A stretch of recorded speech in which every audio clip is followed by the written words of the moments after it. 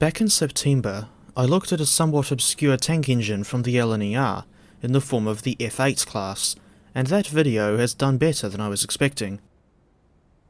A little over 1 month later, I ended up with another LNER tank engine in my collection for a reason I'll explain later, and I thought it was about time this engine, the J72 class, got a video of her own. As a brief aside, and on a personal note, looking at northeastern tank engines reminds me of when I went to Newcastle upon Tyne earlier in 2025. I wasn't in the northeast for very long, but I still enjoyed my time there.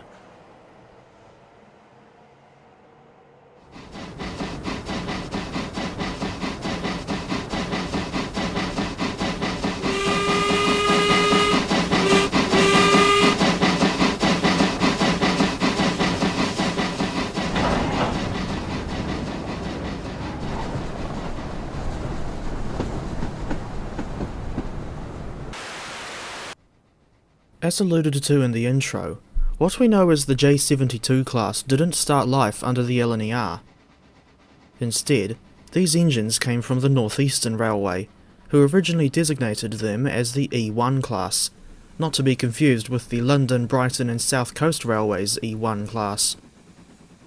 The NER locomotives were designed by Wilson Worsdale as an improvement on the E class of 1886, and the E1s differed from their older cousins by way of slightly larger cylinders and smaller driving wheels.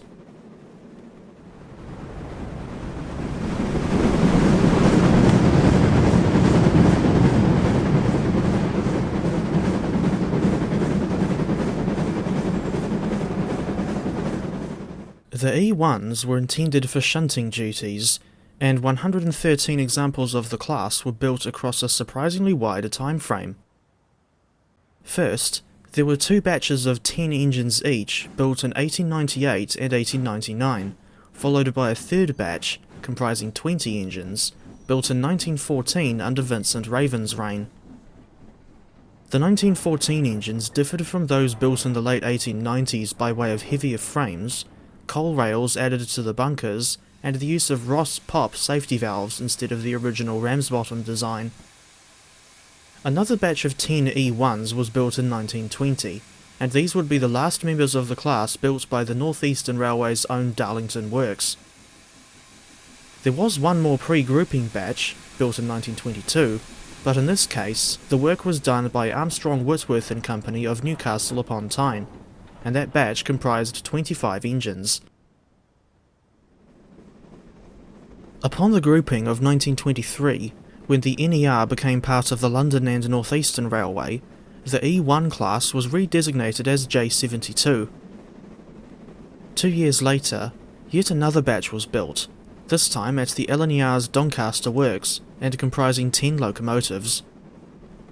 Many years later, Arthur Peppercorn, who became the LNER's chief mechanical engineer in 1946, listed the J72 as a standard shunter for the railway and ordered even more examples of the type, but these would not be built until after nationalisation. The final J72s were built under British Railways in 1951, by which time the class leader would have been 53 years old. Those engines built under BR didn't last particularly long in service, as all J72s had been withdrawn by 1964.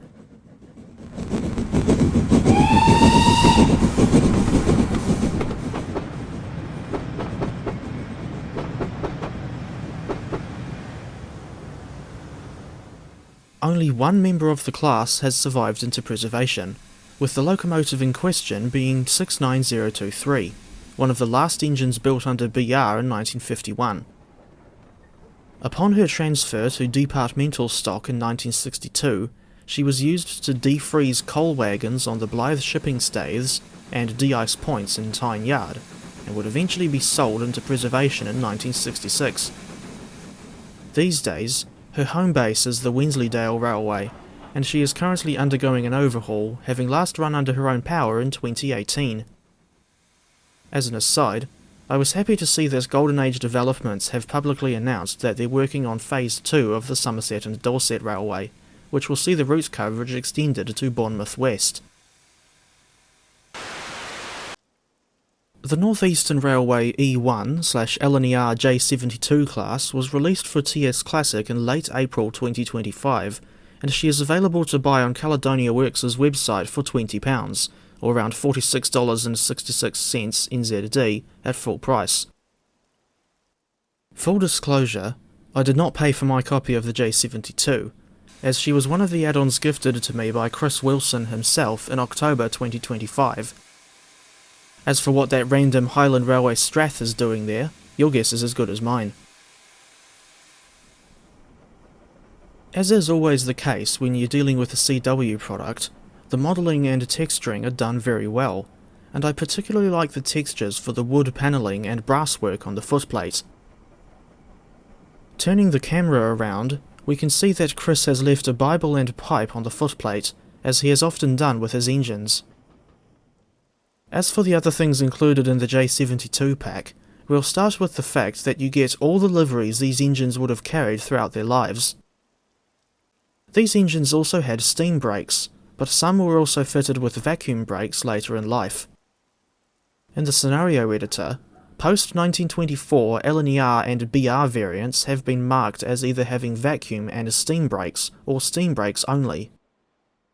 On the topic of steam brakes, they remind me of a Dad's Army episode by the name of The Royal Train, as they were a small plot point in the episode. Meanwhile, the E1/J72 livery selection is as follows: Northeastern Railway Green, NER lined black, NER unlined black, which I can't help thinking looks a little bit odd with the number in between the letters, LNER 1923 lined black with an ampersand, LNER lined black 1924 to 1940, LNER unlined black 1924 to 1940, LNER wartime black 1940 to 1945, LNER post-war green 1946 to 1948, LNER post-war black 1946 to 1948, British Railways transitional black, BR apple green, BR lined black, which was only worn by one member of the class, BR unlined black, and one preservation era variant for 69023. It's worth mentioning that the three post-transitional BR liveries are supplied with either the early emblem or late crest. I don't know about you, but personally, my favourite livery/variant in this pack is the original condition E1 in Northeastern Railway Green, as that is the same livery worn by my 00 scale E1 model, which I've owned for 3 years at this point. Meanwhile, the LNER post-war green, BR apple green, and BR lined black liveries are not available on the J72s equipped with only steam brakes. As far as I can tell, this pack does not include a special variant of Locomotive number 2331, which was experimentally fitted with a mechanical stoker between 1939 and 1947. Incidentally, the BR apple green livery reminds me of the ES1 electric locomotives, as they received the same livery in the early 1960s, not long before their withdrawal. As an aside, I'd be interested in seeing the ES1, and of course the Newcastle Quayside branch, in TS Classic someday.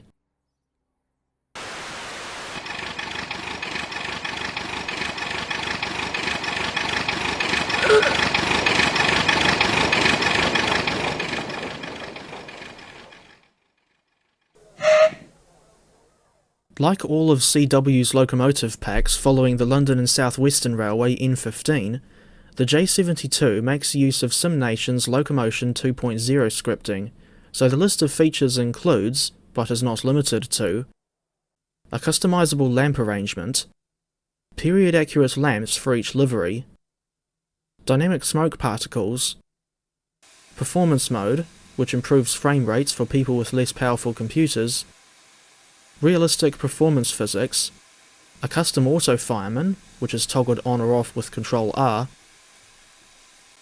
advanced safety valve, chimney and cylinder scripting, and fire intensity synchronized with the exhaust beat. Personally, my favourite feature, aside from the customizable details that I'll discuss in a moment, is the fire intensity that's synchronized with the exhaust beat. In saying that, I don't know enough about how steam locomotives work to understand how the exhaust beat would have any effect on fire intensity.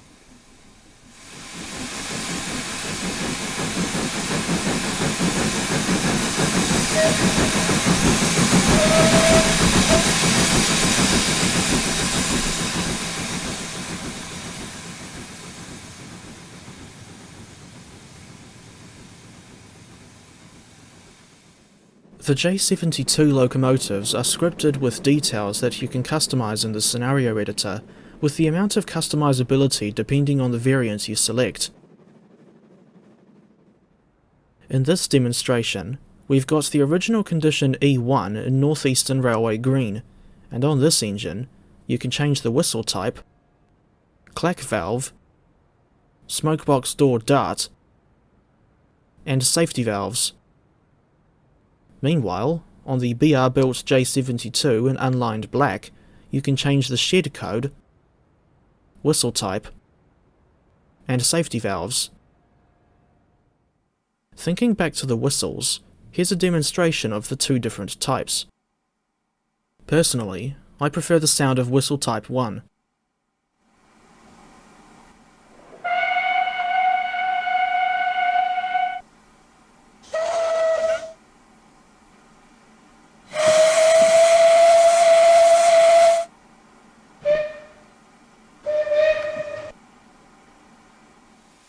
As is the norm with Caledonia Works products these days, the J72 doesn't include any scenarios, but she does include quick-drive consists.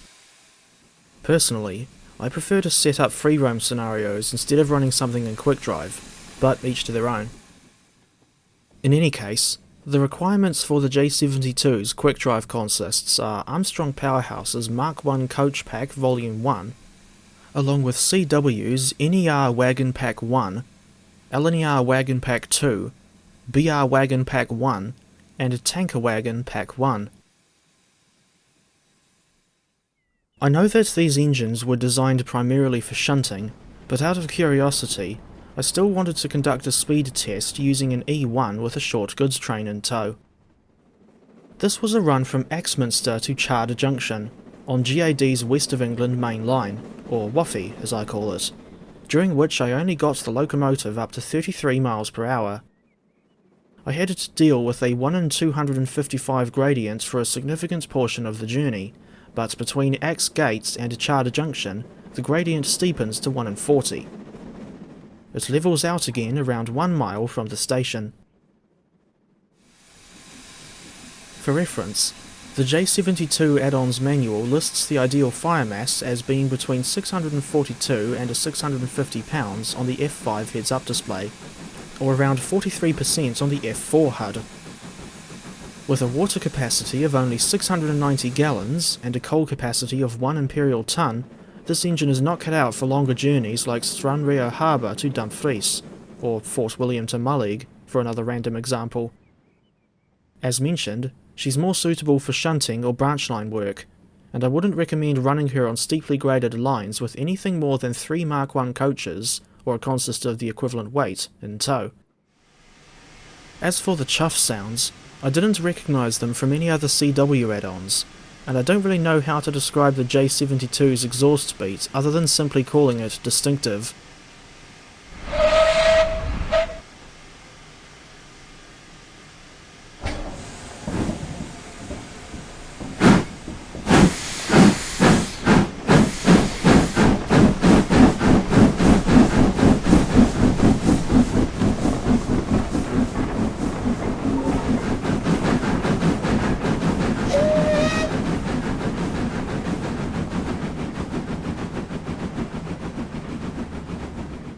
When I tried driving the Northeastern Green E1 from Templecombe to Evercreech Junction, I found that she was content with not going much faster than 35 miles per hour, and struggled to accelerate on gradients steeper than 1 in 200. I ended up using more water than I should have done, because the fluctuating boiler water level was throwing me off a fair bit. As for the LNER lined black J72, which I tried driving from Evercreech Junction to Shepton Mallet, she made slow progress up the 1 in 50 incline out of Evercreech Junction and through Evercreech New, settling down to cruising at 17 miles per hour at one point. It seems that a slightly larger fire mass than what's advised in the manual helped the engine to reach Shepton Mallet without stalling. Even with the success of this run in mind, I didn't want to push the J72 too hard by running her on something as demanding as a Bath Green Park to Templecombe stopping service. And now for a few random observations I made while inspecting the J72s. Personally, I reckon the second whistle type looks very similar to the whistle used on 10 cents from Tugs. It's only minor in the grand scheme of things, but I noticed that the builder's plate says Darlington Works 1914 on all the Northeastern and LNER built variants. I can't help thinking that the regulator looks a bit spindly, but if that's realistic, so be it. Lastly, I noticed that, when the engine's doing 24 miles per hour, you start to hear what sounds like panting or wheezing on top of the normal exhaust chuffs.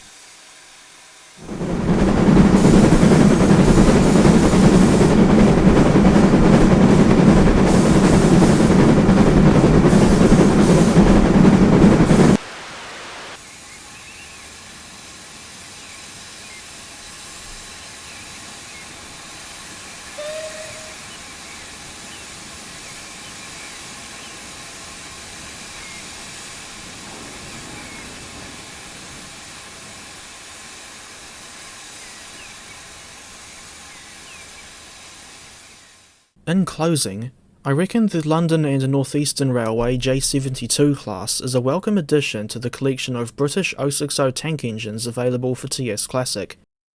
I haven't put all of them in this lineup, but hopefully you get the idea. I like the Caledonia Works J72 primarily for the customisable details and good-looking liveries, not to mention the interesting situation with the vacuum and steam brakes. But this engine is not really cut out for the sort of journeys on which I prefer to go. Going forward, I'll probably use the J72 just for shunting or branch line work, and at least there are plenty of engines available for TS that can handle the more demanding mainline runs. Case in point, the LNER A1/1 Pacific No. 4470 Great Northern, as well as the P1 Mikado and A3 Pacific, for that matter. For now, I think the J72 deserves an oddly specific 7.777 out of 10. If you stuck around to the end of the video, you win an album from the Rolling Stones that got rewritten to be about northeast England. It is Gateshead Soup.